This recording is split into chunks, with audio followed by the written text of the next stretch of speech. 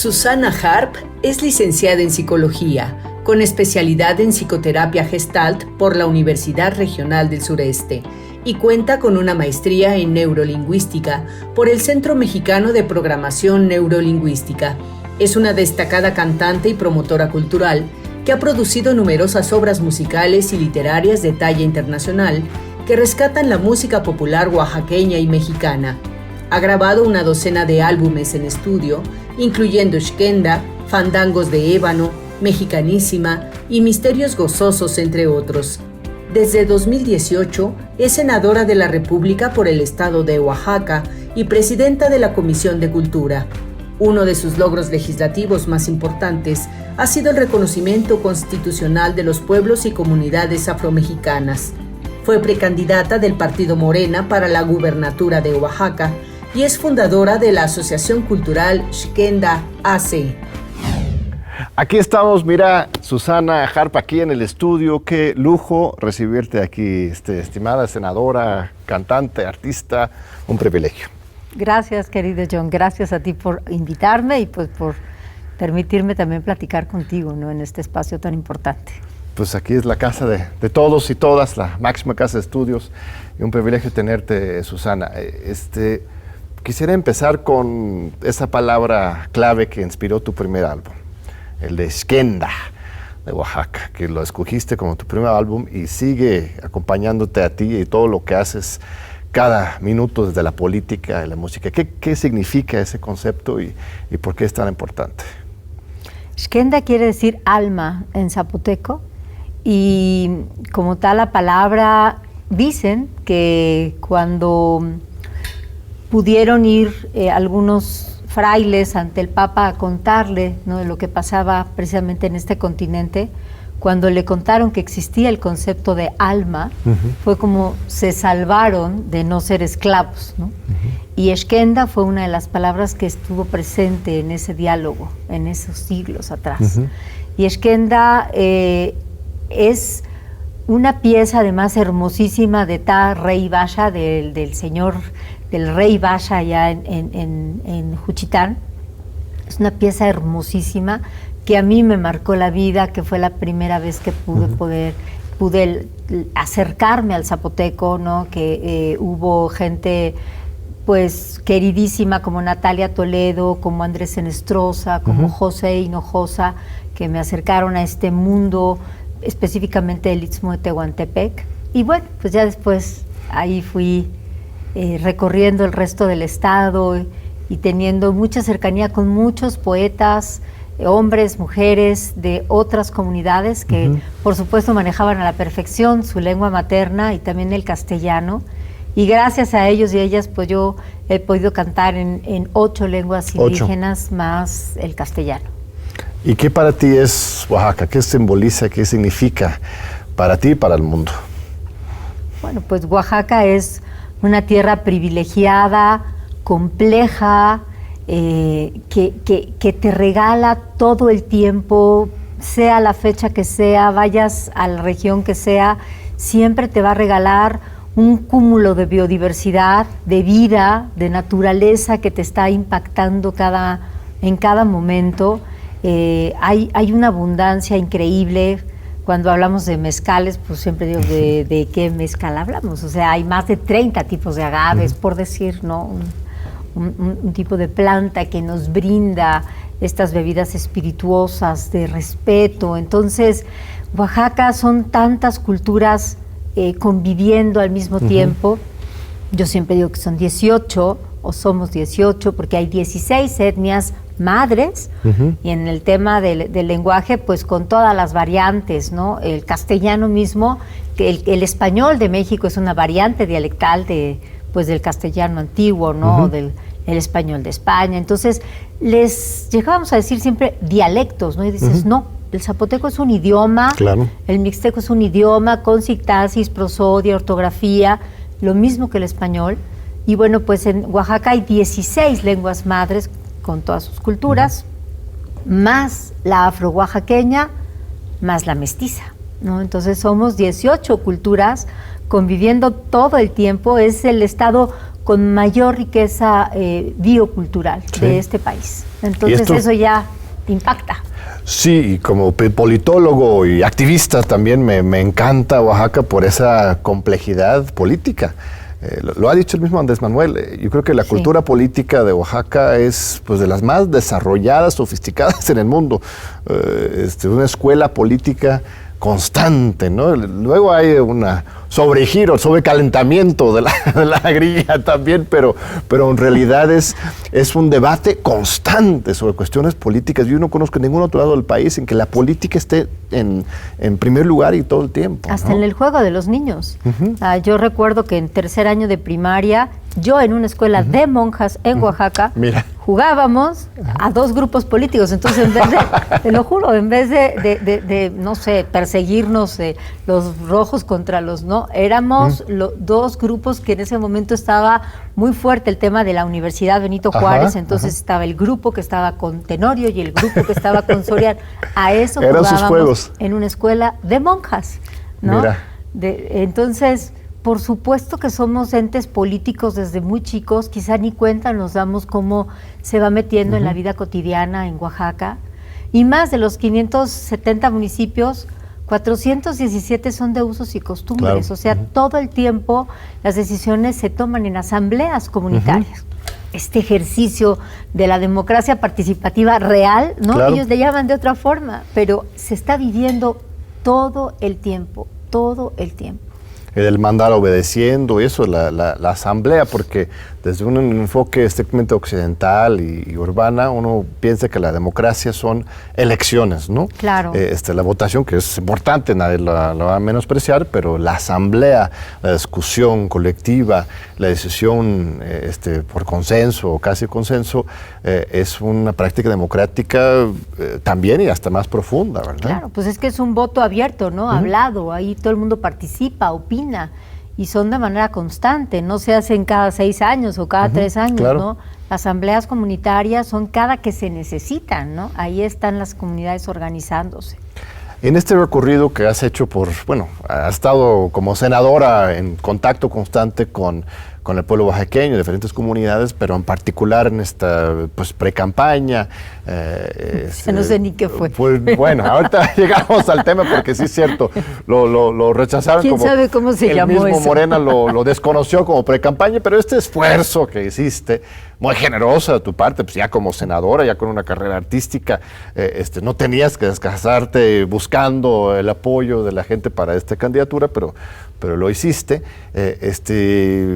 Antes de la resolución final, que ahorita entramos ahí, nada más el mismo proceso en sí, ¿qué aprendiste, qué sufriste, qué nuevo sacaste ese proceso? Bueno, si hablamos de esto que acaba de ocurrir en diciembre del 2021 y ahora, bueno, pues fue un proceso muy fuerte, doloroso, pero también creo que me ha llenado de muchos conocimientos sobre el propio ser humano y sus reacciones y acciones. Y también vivir así de frente la verdadera solidaridad, la verdadera sororidad con muchas otras mujeres, el que alguien esté contigo pese a que todo va en contra y que digan, aquí me quedo, ¿no? Claro. Aunque se hunda el barco, yo estaré aquí de este lado por convicción absoluta. Pues son lecciones de vida, John, que nunca voy a olvidar. Y un agradecimiento que de verdad yo al final no sabía de este proceso. Hace poco pues tuve una reunión con líderes, con lideresas, con mucha gente que nos acompañó de asociaciones, de sindicatos, de grupos organizados, ¿no? Feministas, maestros, maestras, yo qué sé, fue realmente muy nutrido.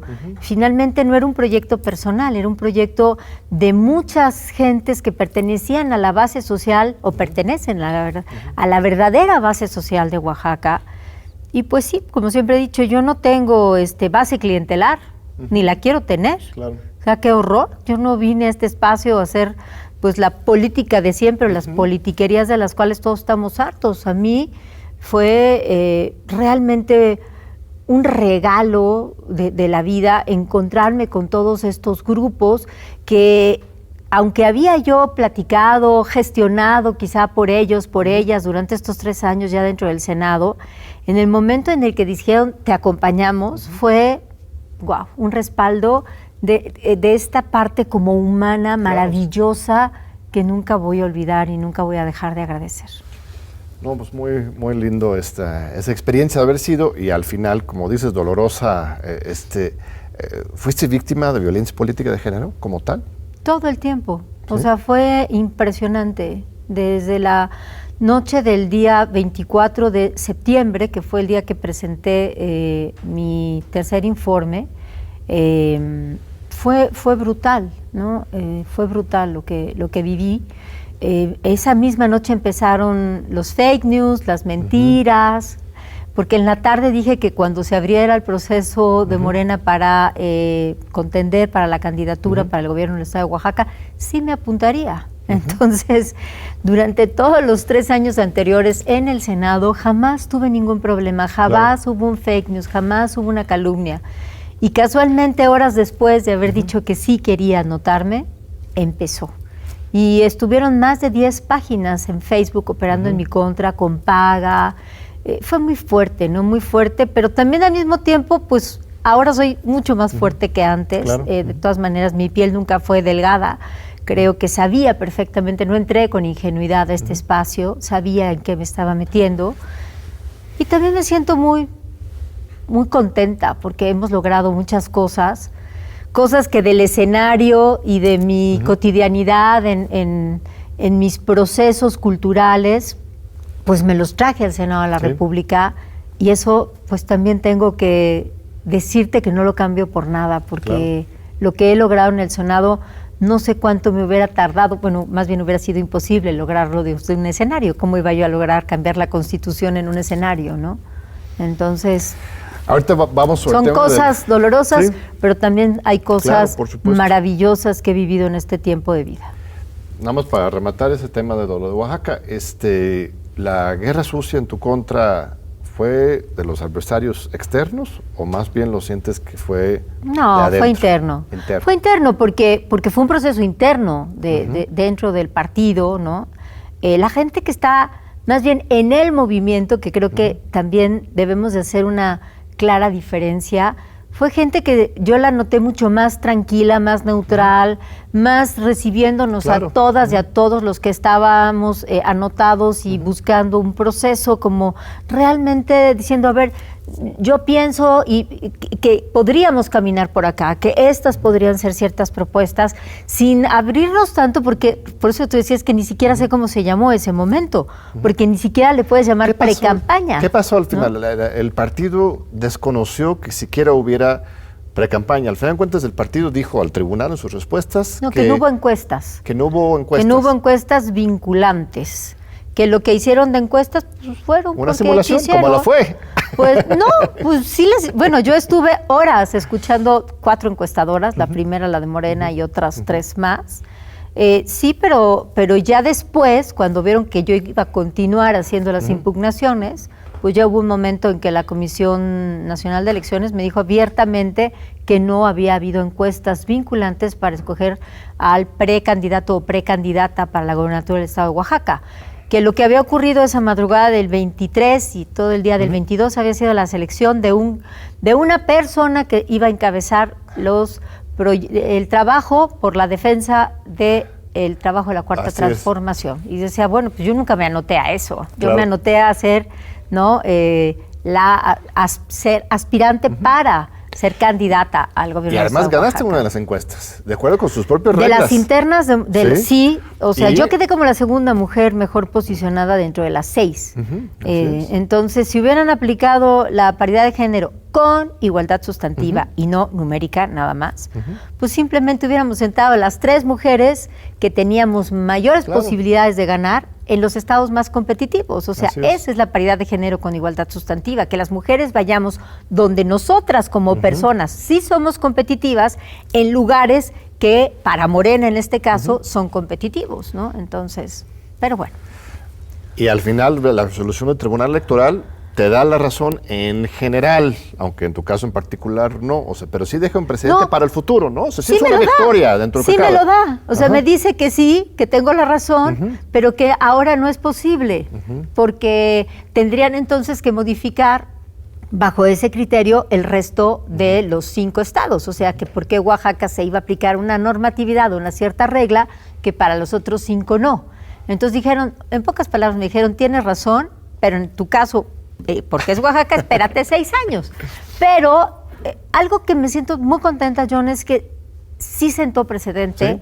Que sí pidió la Sala Superior tanto al INE como a Morena, y al hecho de, al mandatarlo a Morena, se lo tiene que mandatar al resto de los partidos, claro, por añadidura, que sí se emitan reglas claras donde se tenga muy bien explicado cómo se va a aplicar la paridad de género con igualdad sustantiva y cómo se van a aplicar los criterios de competitividad, que son criterios que finalmente te ayudan a que realmente la paridad sea sustantiva.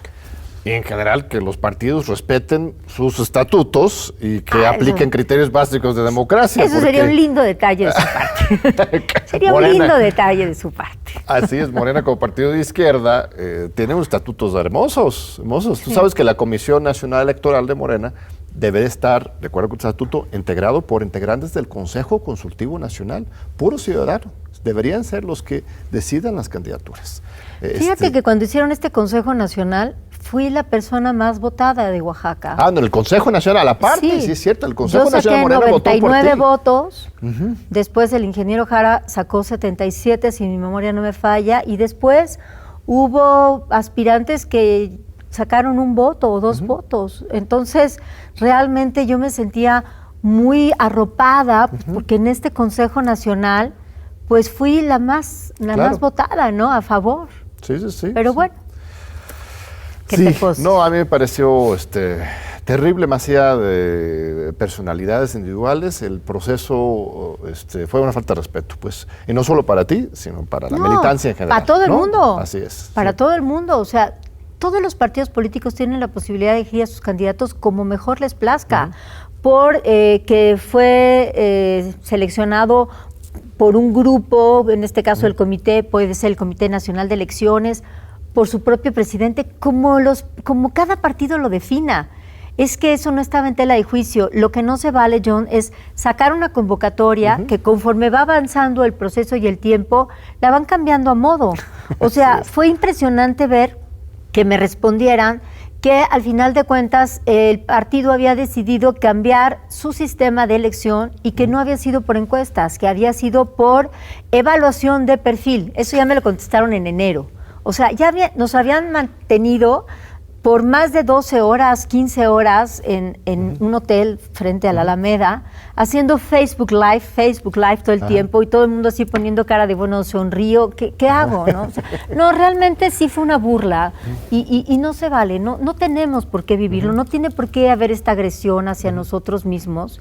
Y por eso digo, y lo digo con mucha firmeza y seriedad, primero hay que ordenar la casa. Sí. Si vamos a estar hablando de no mentir, de no robar, de no traicionar, pues no lo hagamos en casa. Claro. ¿No? Pues muy claras las palabras, coincido contigo. Vamos a un breve corte y regresamos para continuar con este diálogo muy importante con la senadora Susana Harp, senadora de Oaxaca. Pues aquí seguimos con Susana Harp. Vamos a nada más rematar el tema de la candidatura de Oaxaca y para pasar a otros temas. ¿Vas a hacer campaña con Salomón Jara? ¿Lo vas a apoyar? ¿Vas a hacer una candidatura independiente? ¿Cuáles son tus planes?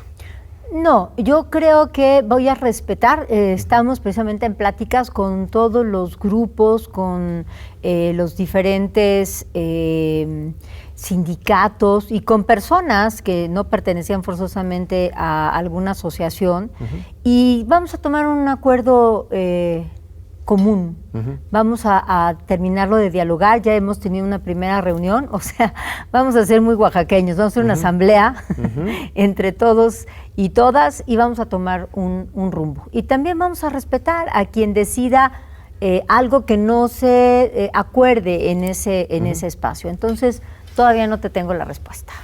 ¿Y alguna exigencia, pero es un supongo? hecho, vamos a seguir trabajando por todos los temas que les Claro, sirven. eso. Claro, eso es una. Más allá de individuos, hay que exigir y demandar Claro, que el claro. próximo gobierno de Morena en Oaxaca, si es que se dé, sea un gobierno de izquierda, Sí. que tome en cuenta a la gente, defiende las culturas populares, ¿no? No, Sí. claro, todo este movimiento transformador tiene que seguir sí o sí. O sea, eso es un hecho. Ahí vamos a estar. Muy bien. Pues eres presidente de la Comisión de Cultura del Senado de la República, has impulsado reformas muy importantes, varios temas claves. Una es el de la apropiación cultural, ¿no? Nos compartiste algunas fotografías, a ver si las podemos poner ahora en pantalla, que dejan particularmente claro la manera en que empresas pues, transnacionales, internacionales, algunas mexicanas incluso, están robando los diseños, la artesanía, la cultura popular de los pueblos de Oaxaca. Ocurre en otros estados también, pero Oaxaca en particular, y lo están vendiendo por millonadas y no hay este reconocimiento, incluso hay situaciones de explotación laboral directamente hacia las mujeres de Oaxaca. Cuéntame, mira, vamos a ver algunos ejemplos. Primero, ahorita hablamos del contexto. Mira, Ya. esto es... Pues sí, mira, por ejemplo, lo que han plagiado más son textiles, son los elementos de cultura que se plasman en un textil.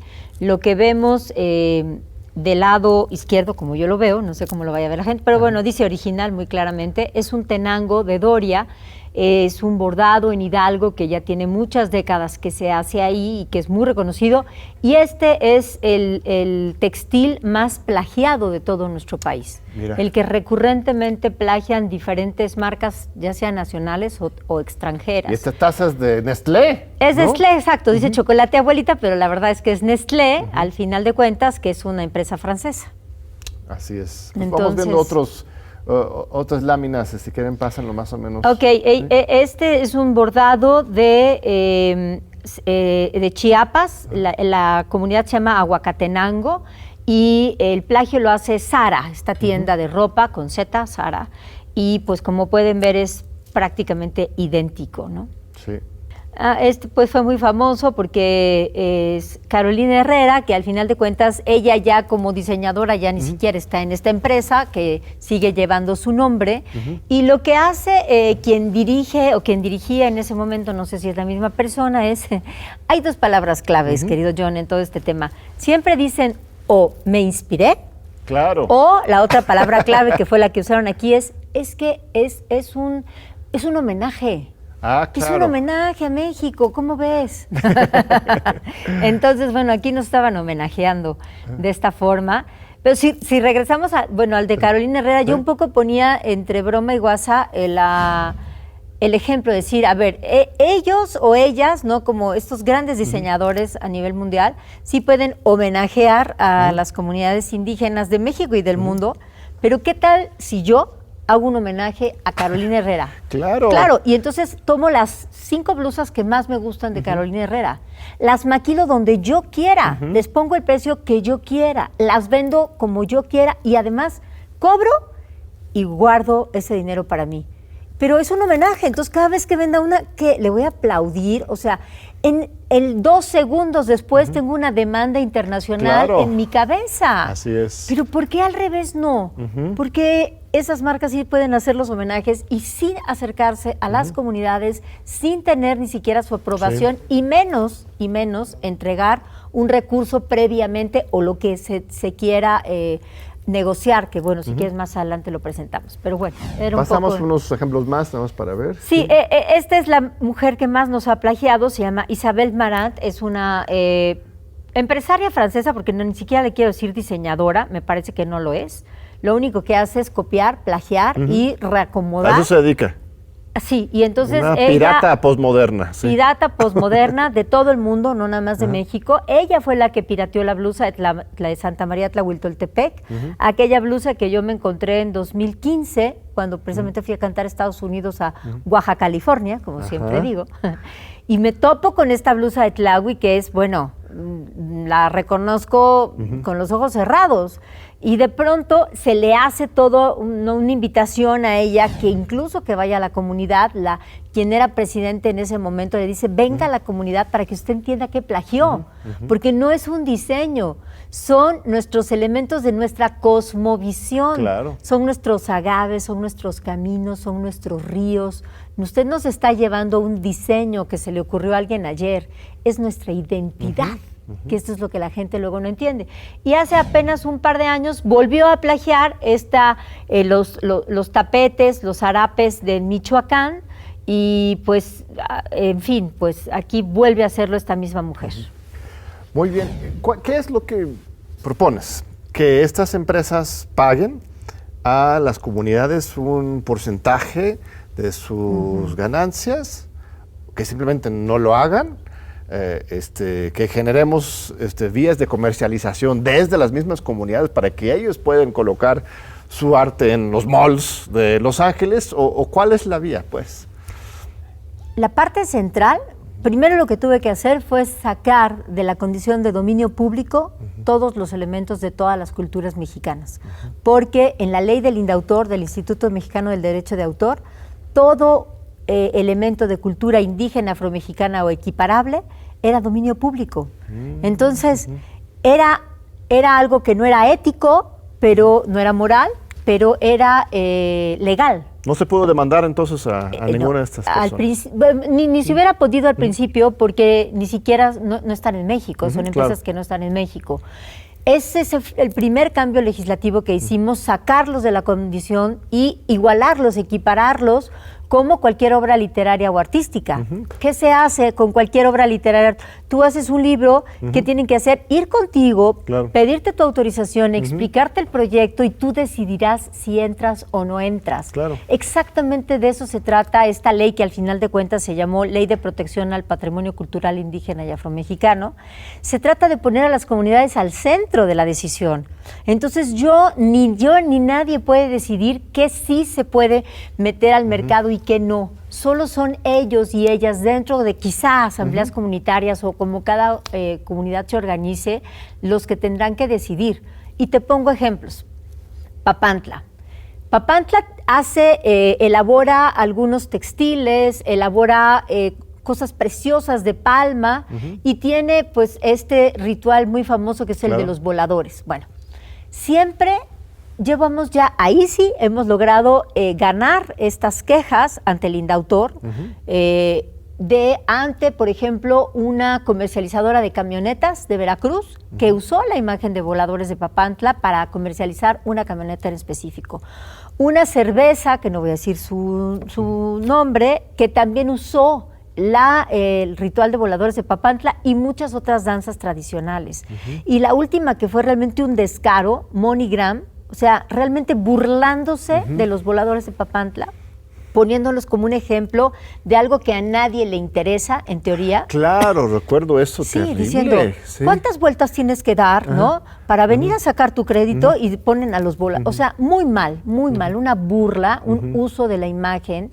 Y, por ejemplo, en el caso de Papantla, ellos y ellas sí quieren vender todo lo que hacen de textiles, todo lo que hacen de palma, pero no quieren vender por ningún motivo ni los derechos ni la imagen de su ritual, porque es un ritual sagrado para ellos. Entonces, por eso no es un tema de que yo haya puesto en la ley, les vas a dar tal porcentaje. No, primero que nada hay que acercarse para que cada comunidad decida qué parte de su patrimonio o qué elemento de su patrimonio es algo que no se puede tocar, que no se puede comercializar, y cuál sí.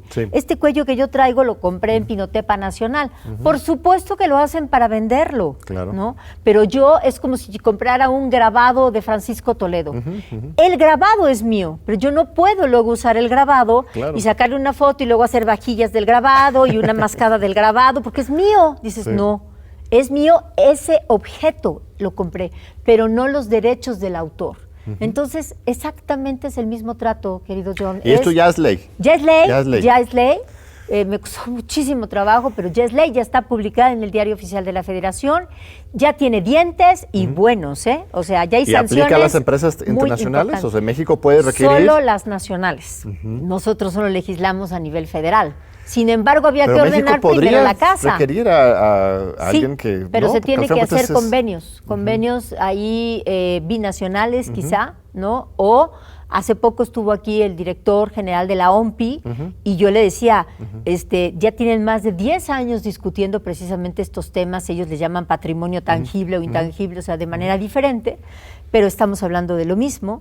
Yo le decía, primero, presidente, habría que sacar de la condición de dominio público, porque casi todos los países lo tienen en esa condición, todos los elementos de patrimonio colectivo. Esa es la complicación, que es un patrimonio colectivo. Entonces, en efecto, hay que hacer una gran chamba, por eso yo te decía, parte de mi trabajo ahora que, bueno, pues me quedo en el Senado, ¿no? Va a ser irme a las comunidades a acompañarlos en ver cómo se quieren organizar. Porque si van, por ejemplo, a Pinotepa y quieren usar estos cuellos, pues entonces quizá la comunidad de Pinotepa no quiera un recurso. Lo que quiera quizá es que se haga un hospital. Claro. O que se abra un camino, o yo qué sé. O sea, cada comunidad va a decidir qué sí y qué no y cómo. Sin embargo, el gobierno mexicano debemos de acompañarles, ¿no? El Estado mexicano en todos sus niveles de gobiernos ejecutivos y nosotros como legisladores, en mi caso como proponente, pues hay que acompañarles. Sí, qué importante, ¿no? Si una persona sube a su YouTube una canción reconocida o registrada por alguna empresa transnacional de música, claro. A los 5 minutos ya te lo bajaron de YouTube por afectar los derechos de alguien, ¿no? Por no tener permiso. Entonces esto tiene que tener un trato pues igual de propietario equiparado. Comunal, pero propietario de poder, ¿no? Fíjate que es la primera ley en el mundo de estas características. Sí nos aventamos un salto, pero había que hacerlo. Y seguramente vamos a tener que ir modificando y acotando cosas que en la vida cotidiana tal vez no funcionen como lo creímos. Hicimos muchos foros, John, no lo inventamos, no se nos ocurrió. Fueron por muchos foros, por muchas solicitudes, pero hay que aterrizarlo para ver cómo lo ajustamos. Y transnacionalizarlo, eso es muy importante. Muy importante. Que sea reconocido globalmente, que la misma ONU lo retoma, en fin, ¿no? Sí. Otro gran tema es el de los derechos y el reconocimiento constitucional de la tercera raíz. ¿Qué es la segunda? Bueno, es la segunda, se habla de la tercera, pero de española, indígena y afro-mexicana. También es una causa en que has trabajado muchísimo. Lograste también una reforma constitucional en la materia. Cuéntame de la lucha. ¿Hubo resistencia de los colegas? ¿No? Fue increíble. Yo creo que es uno de los días más emocionantes de mi vida hasta el día de hoy, porque fue muy emocionante, John, ver que todas las manos del Senado de la República se levantaron para acompañar la iniciativa cuando la presenté. Y cuando ya pasamos la dictaminación al Pleno, pues también se sumaron todos los senadores, las senadoras presentes. Fue muy conmovedor, fue muy conmovedor. ¿Y qué implica en términos concretos esta reforma? En términos concretos, y lo digo de una manera muy simple, tenemos, las comunidades, los pueblos afromexicanos ya tienen acta de nacimiento. Por supuesto que estaban aquí, por supuesto que eran mexicanos, pero no se les reconocía como una etnia, como una cultura, con todas las de la ley. Lo único que no tienen es una lengua prehispánica común, porque la perdieron. Porque los barcos negreros, parte de la estrategia era, no me sé los nombres como se llamaban antiguamente los países, ¿no? En esos siglos, pero si metían 5 de Mozambique y 8 de Cabo Verde y 9 de Senegal, precisamente lo hacían para que no se entendieran en los barcos y no se sublevaran. Entonces llegaban al continente en condición ya de esclavitud y lo que hacían, ¿qué tenían que hacer? Pues aprender la lengua que se hablaba aquí. Y tenían que aprender la lengua de quienes los compraban. Entonces la primera generación ya naciente aquí, por supuesto que lo que adoptaba casi siempre era el español, el castellano, pues, ¿no? Entonces, sí te digo que son la segunda raíz porque numéricamente hablando, llegaron muchísimas más personas afrodescendientes, o sea, africanas en ese momento. Ya cuando nacieron aquí, pues ya les podemos llamar afrodescendientes porque México no existió hasta 1821. Entonces, numéricamente hablando, llegaron muchos más del continente africano que del continente europeo. Claro. Muchos más. Entonces, realmente si hablamos de numérica, del número de dato duro, pues es la segunda raíz, no la tercera. Sí, por ejemplo, hay una exhibición hermosa que nos tocó ver ahora en diciembre justo en Oaxaca, en el Centro Cultural de Francisco Toledo, en Etla, que documenta precisamente pues la presencia por todos lados en América Latina de esa raíz africana, porque es increíble. La gente luego piensa que, pues eso, la raza cósmica, ¿no? Lo europeo y lo indígena, pero lo que señala es absolutamente cierto. En términos de cantidad y de calidad también, la presencia africana es mucho más fuerte en nuestra región que la europea, pues, ¿no? Así es, así es. Y luego muchas veces también hablan, ahora que se usa este término de comunidades, ¿cómo le llaman ahora? Originarias. Uh-huh. Y yo digo, a ver, ¿por qué originarias? ¿Te refieres a prehispánicas? Uh-huh. Para ya no decir indígenas. Y yo siempre meto ahí cuña, porque digo, si originarias es que fundaron México, uh-huh. pues México se fundó en 1821, claro. Uh-huh. Y las comunidades afromexicanas, bueno, afrodescendientes, porque uh-huh. todavía no había México, estaban aquí 300 años antes, claro. Y no por su propio pie, llegaron uh-huh. en esta terrible condición, pero se fueron adaptando. Incluso hay un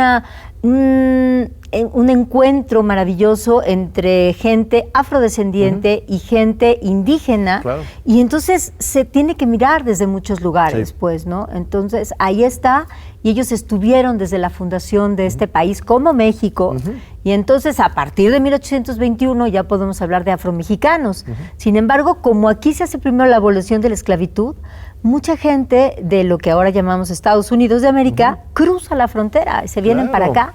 Había muchos pequeños pueblos de gente libre, ¿no? Uh-huh. Afrodescendiente que venía a Estados Unidos, y luego Benito Juárez les da un espacio en Coahuila. Uh-huh. Y en un municipio que se llama Musquis hay una uh-huh. comunidad que se llama El Nacimiento de los Negros, uh-huh. y ahí, entonces, tenemos 4 estados, John, donde hay comunidades uh-huh. completas, que es Oaxaca, Guerrero, en todo uh-huh. lo que le llamamos Costa Chica, también en el Istmo de Tehuantepec, en Oaxaca, por supuesto Veracruz, en toda uh-huh. la zona afrojarocha, uh-huh. ¿no?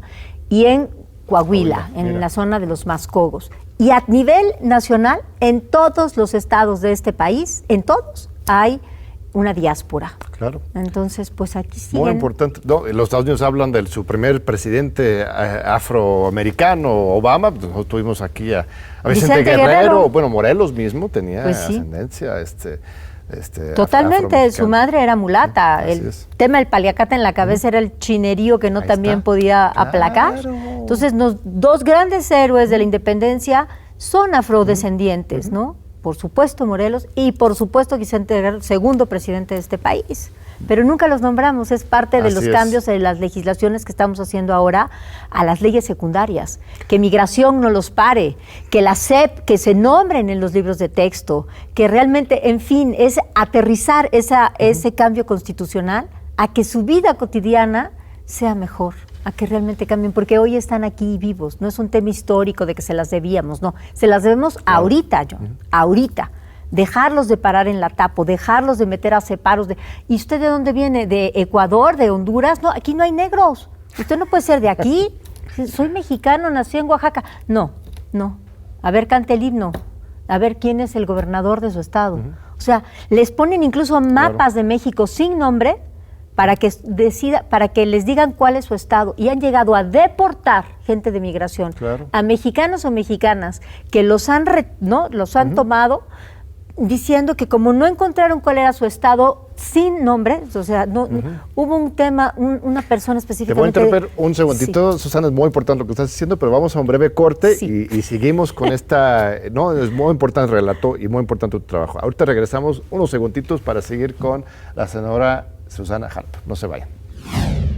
Aquí seguimos con Susana Harp. Nos estabas contando sobre esta práctica indignante y también he escuchado casos en que los agentes de migración, policías mexicanos deportan a sus propios ciudadanos porque no logran acreditar su ciudadanía como resultado de prejuicios, pues, y racismo absoluto. Por el fenotipo, uh-huh. ¿no? Ven pelos chino, una piel oscura, uh-huh. ¿no? Y dicen, no, aquí no hay negros. Entonces te contaba que hay una revista que se llama Hoja de Ruta, uh-huh. y ahí, me acuerdo hace muchos años leí, me impresionó. Yo estaba haciendo un disco precisamente sobre uh-huh. canciones afromexicanas, 2006-2007, y narran cómo esta persona de Guanajuato uh-huh. trata de migrar al norte, pues para lo uh-huh. que tratan de emigrar todos nuestros paisanos tristemente para encontrar trabajo, mejores oportunidades.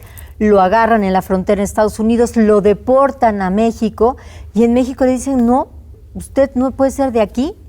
No, pues soy de Guanajuato, no es cierto. Y le ponen el mapa, no puede atinarle a cuál es Guanajuato porque él estudió hasta tercer año de primaria, era un campesino, y lo deportan a Panamá por más de 6 meses. ¿A Panamá? ¿Y por qué Panamá? Pues no sé, pero ahí lo deportaron. Y gracias a una familia que de pronto se apiada de él, lo llevan a la Embajada de México hace su chamba, le habla a la familia, sí, es mi papá, y lo mandan para aquí. Córdoba, Veracruz y León, Guanajuato fueron 2 ciudades fundadas por cimarrones, ¿no? Y de pronto decimos, no hay, ¿no? Hay, en la Intercensal, que fue el 2015, John, se autodescribieron casi 1.400.000 personas, lo cual los ponía en ese momento, en 2015, como la segunda etnia con más números de personas que se autorreconocían. Solamente había más náhuatl en ese. La segunda eran los afromexicanos. Y después seguían mayas y todos los que tú me digas. Pero es un gran problema también, justamente 2020 los volvieron a contar. Por esta cultura de silenciamiento, de invisibilidad sistemática.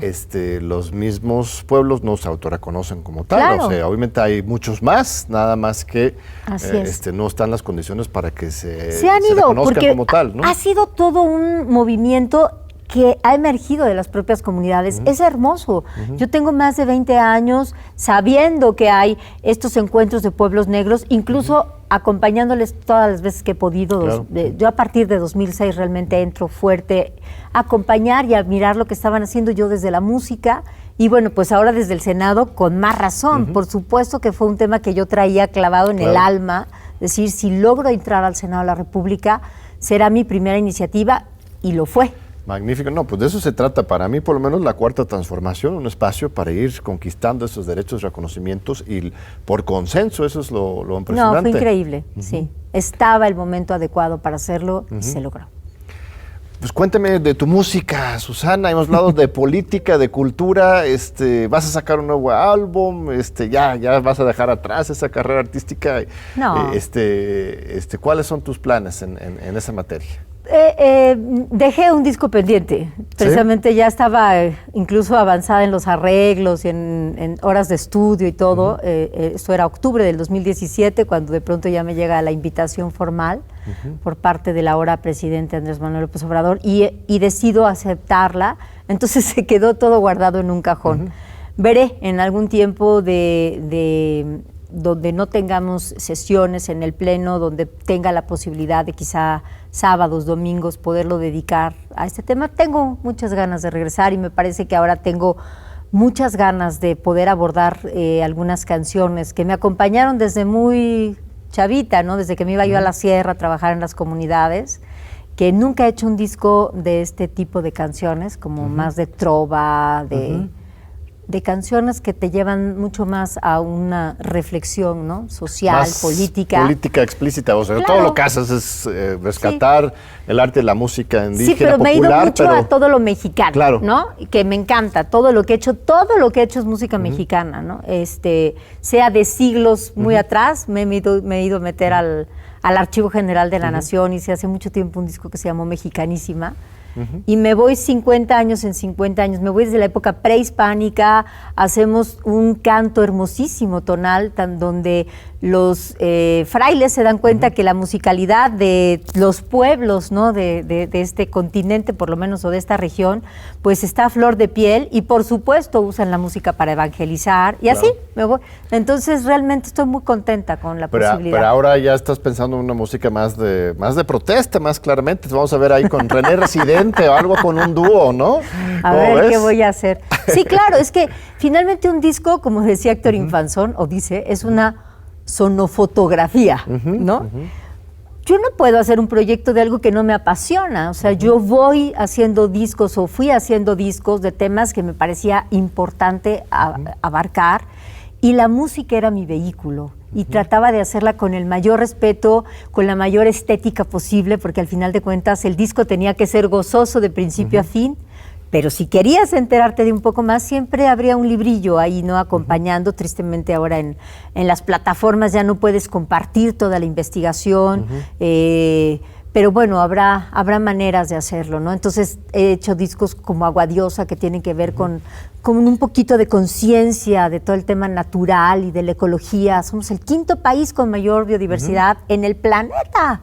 Y no es un tema nada más de orgullo, sino de gran responsabilidad, porque hacemos un cambio ambiental en este país e impacta en el resto del mundo. Entonces, el arte, y en especial la música, seguirán siendo mi bastión. ¿Y no deberíamos mejorar los planes de estudio para la primaria, para que todo niño o niña mexicano aprenda un instrumento bien? Deberíamos, porque se te desarrolla, o sea, está más que comprobado, ¿no? Que te beneficia en todo, ¿no? Las neuronas, las conexiones, la posibilidad de percibir al mundo. Finalmente es otro idioma, ¿no? Absolutamente, sí. Es una manera de relacionarte con tu entorno, ¿no? Y sensibilizarte. Sí. Y de repente siento que nos está faltando en un país tan rica en eso, en arte, en música, tener un programa nacional de fomento a la música para los niños. O sea, se dan clases, ¿no? En la primaria, pero... se están haciendo. Alejandra Frausto ha hecho esto que se llaman semilleros culturales. Claro, esos son y es muy importante, muy interesante ver cómo se van realmente a las comunidades a hacer exactamente lo que la región les está pidiendo, ¿no? Es muy respetuoso ese programa. Es muy bonito, porque yo he visto como en la zona jarocha, por ejemplo, de Oaxaca, que es toda la zona de la cuenca donde nace el papaloapan, en Tuxtepec, Loma Bonita, Valle Nacional, donde piden un semillero cultural de son jarocho, de elaboración de instrumentos, ¿no? Para hacer lauderos, para hacer jaranas, para hacer requintos. No, sí hay. Sí, están haciendo, recientemente hubo algunos conciertos en el Auditorio Nacional incluso, que trajeron niños, músicos de todo el país. De todo el país, sí. No, sí está haciendo. Pensando con un horizonte más de mediano plazo, ¿cómo imaginas el desarrollo de la Cuarta Transformación como proyecto en 10 años? ¿Qué es lo que tú quisieras que hubiéramos logrado como momento histórico, más allá de este sexenio? Claro. ¿Cómo quieres ver a México? Pues con una igualdad real, ¿no? Con un racismo que solamente se habla en los libros, ¿no? Con una discriminación que se quede en el pasado, ¿no? Especialmente en mi tierra, bueno, que por favor se acaben las carreteras, que siguen ahí, se sigue luchando porque esto ocurra. Necesitamos esta parte de la conectividad y el gobierno federal ha acompañado mucho, ¿no? al gobierno estatal y a los municipales a que pueda haber esta conectividad de manera respetuosa. Es muy bonito ver este programa que hay para que las propias comunidades construyan sus carreteras a los municipios. Funciona increíblemente bien, porque las mujeres, los niños, todo el mundo participa en estos, desde el diseño de cómo se va a hacer la carretera, de ir a seleccionar la piedra al río. Es realmente muy emocionante ver cómo se aplica el tequio de Oaxaca en una política pública, donde el gobierno federal está aportando el recurso, pero la mano de obra, la sensibilidad, la decisión de cómo quiero el camino, lo hacen ellos y ellas con un acompañamiento técnico. Entonces me parece que es maravilloso. Así es que tendría que seguir ocurriendo este tipo de programas. Tendríamos que haber logrado aterrizar que ese istmo de una manera muy respetuosa, insisto, y siempre hablo de eso, porque si no se hace con las comunidades, si el transísmico a la hora de operarse de verdad no ocurre con las comunidades de Veracruz y de Oaxaca, va a ser un fracaso. Si ocurre junto con las comunidades de Veracruz y de Oaxaca. ¿Pero está ocurriendo hoy con las comunidades o no? ¿Sí la están tomando en cuenta? Hay críticas para el Tren Maya de que dicen, pero no hacen así. Aquí en el Transísmico, ¿realmente las comunidades van a ser dueños del proyecto? Pues lo que nos comentan es que sí. Yo finalmente sé lo mismo que sabes tú. No estoy involucrada de manera directa en este proyecto. Hemos podido ir acompañando, ¿no? Al lado el proceso, pero esto es muy claro, y más en Oaxaca. O es con las comunidades o no va a ser. Sí, Sí, sí, muy importante. Y eso siempre ha sido el sueño de los Estados Unidos, ¿no? Realmente conquistar el cinturón de México para su transporte de ellos y si se logra realmente aprovechar esa geografía, pero desde y para los mexicanos oaxaqueños, pues sí sería un gran logro, ¿no? No, y se puede hacer de una manera equilibrada y que pasen las compañías y las nacionales y las transnacionales. O sea, si hay un orden claro desde un inicio, si las reglas están claras desde un inicio con las comunidades al centro de la decisión, me parece que va a funcionar muy bien. Súper. Pues nos queda un minutito, querida Susana, un mensaje a nuestra comunidad universitaria que le encanta ver y seguir su canal de la universidad y te admira mucho. No, gracias. Pues nada, agradecida porque, como te decía hace un rato, extrañaba llegar a estos espacios maravillosos de la UNAM. Reconforta a mi alma poder estar aquí. Agradezco mucho este tiempo para poder dialogar contigo, que también es dialogar pues con todos los que nos están escuchando, porque sé que también luego ellos opinan a través de las redes sociales y podemos retroalimentarlos. Sí.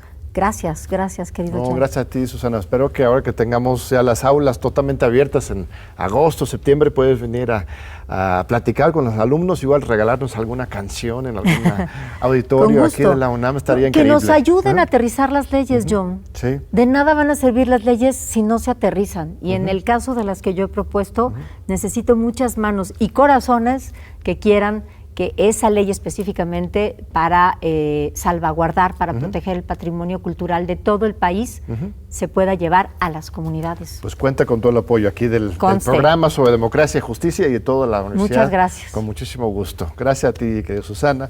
Gracias a nuestro amable público por seguir con nosotros una semana más y les esperamos de nuevo en 8 días aquí en TV UNAM para los diálogos por la democracia.